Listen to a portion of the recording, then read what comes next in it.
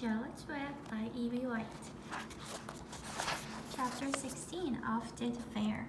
The night before the country fair, everybody went to bed early. Fern and Avery were in bed by 8. Avery lay dreaming that the Ferris wheel had stopped and that he was in the top car. Fern lay dreaming that she was getting sick in the swings. Larry was in bed by 8:30. He lay dreaming that he was throwing baseball at a clothes cat and winning a genuine Navajo blanket. Mr. and Mrs. Zuckerman were in bed by 9. Mrs. Zuckerman lay dreaming about a deep freeze unit.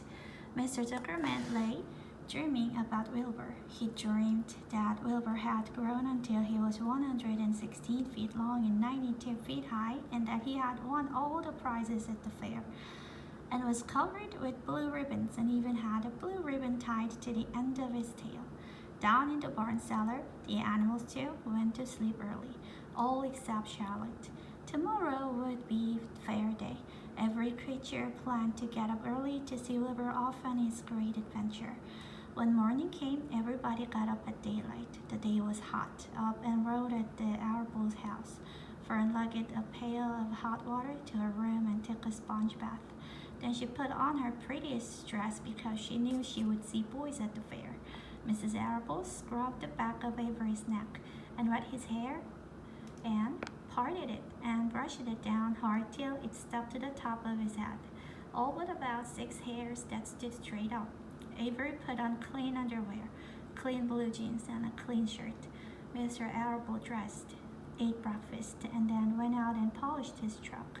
He had offered to drive everybody to the fair, including Wilbur. Bright and early, Larry put clean straw in Wilbur's crate and lifted it into the pig pen. The crate was green. In gold letters it said, "Zuckerman's famous pig." Charlotte had her web looking fine for the occasion. Wilbur ate his breakfast slowly. He tried to look radiant without getting food in his ears. In the kitchen, Mrs. Zuckerman suddenly made an announcement. "Homer," she said to her husband, "I'm going to give that pig a buttermilk bath." "A what?" said Mr. Zuckerman. "A buttermilk bath. My grandmother used to bathe her pig with buttermilk when it got dirty. I just remembered." "Wilbur's not dirty," said Mr. Zuckerman proudly. "He's filthy behind the ears," said Mrs. Zuckerman. "Every time Larry slops him, the food runs down around the ears. Then it dries and forms a crust. He also has a smudge on one side where he lays in the manure." "He lays in clean straw," corrected Mr. Zuckerman.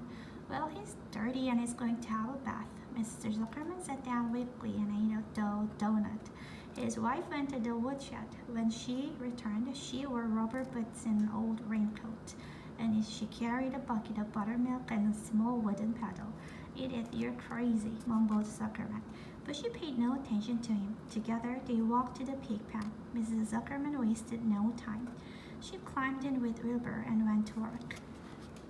Dipping her paddle in the buttermilk, she rubbed in all over. The geese gathered around to see the fun, and so did the sheep and lambs. Even Templeton poked his head out cautiously to watch Wilbur get a buttermilk bath. "Look at that, guys." Charlotte got so interested. She lowered herself on a dry line so she could see better. Wilbur stood still and closed his eyes. He could feel the buttermilk trickling down his sides. He opened his mouth and some buttermilk ran it. It was delicious. He felt radiant and happy. When Mrs. Zuckerman got through and rubbed him dry, it was the cleanest, prettiest pig you ever saw. He was pure white, pink around the ears and snout, and smooth as silk. So Zuckerman went up to change into their best clothes. Larry went to shave and put on his plaid shirt and his purple necktie. The animals were left to themselves in the barn. The 7 goslings paraded round and round their mother. "Please, please, please take us to the fair," begged the gosling. Then all 7 began teasing to go. "Please, please, please, please, please, please." They made quite a racket. "Children," snapped the ghost, "we're staying quietly, idly at home. Only Wilbur is going to the fair." Just then Charlotte interrupted. I should go too, she said softly. I have decided to go with Wilbur. He may need me. We can't tell what may happen at the fairgrounds. Somebody's got to go along who knows how to ride, and I think Templeton better come too. I might need somebody to run errands and do general work. I'm staying right here, grumbled the rat. I haven't the slightest interest in fairs. That's because you've never been to one, remarked the old ship. A fair is a rat's paradise. Everybody spills food at a fair. A rat can creep out late at night and have a feast. In the horse barn, you will find oats that the trotters and pacers have spilled.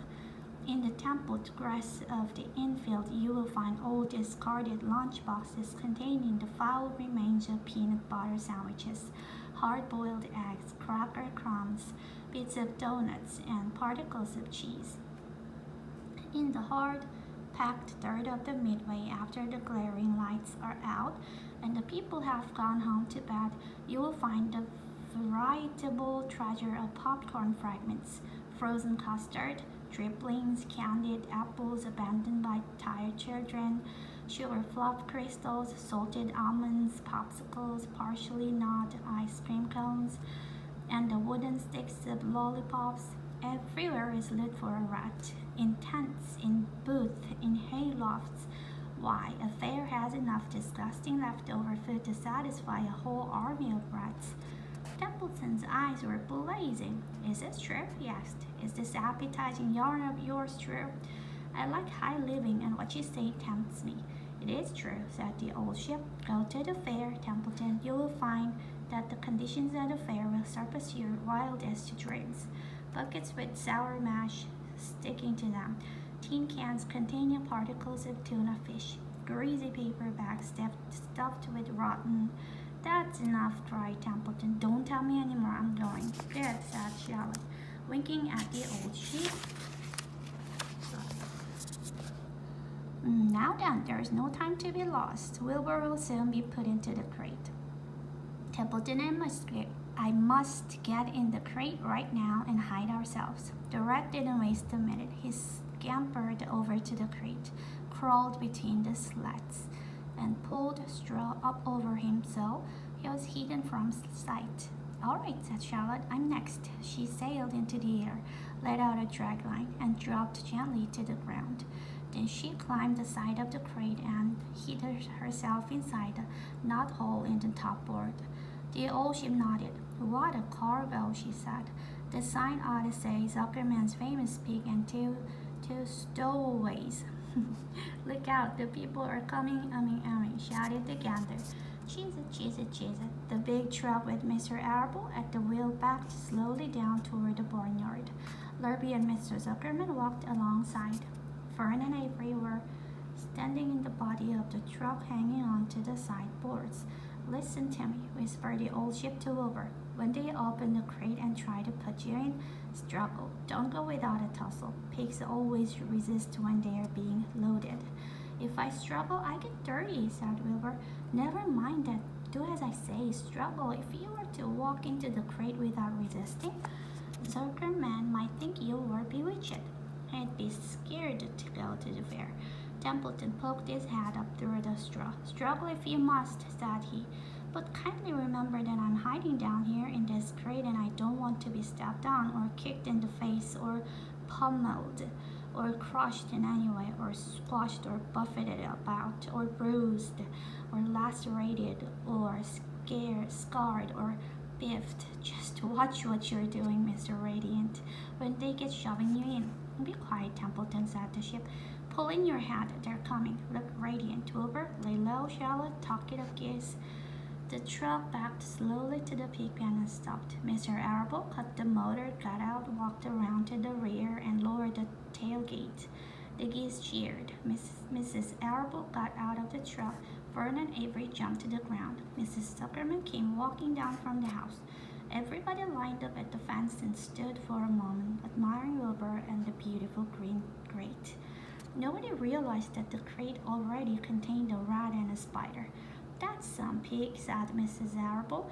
He's terrific, said Lurby. He's very radiant, said Fern, remembering the day he was born.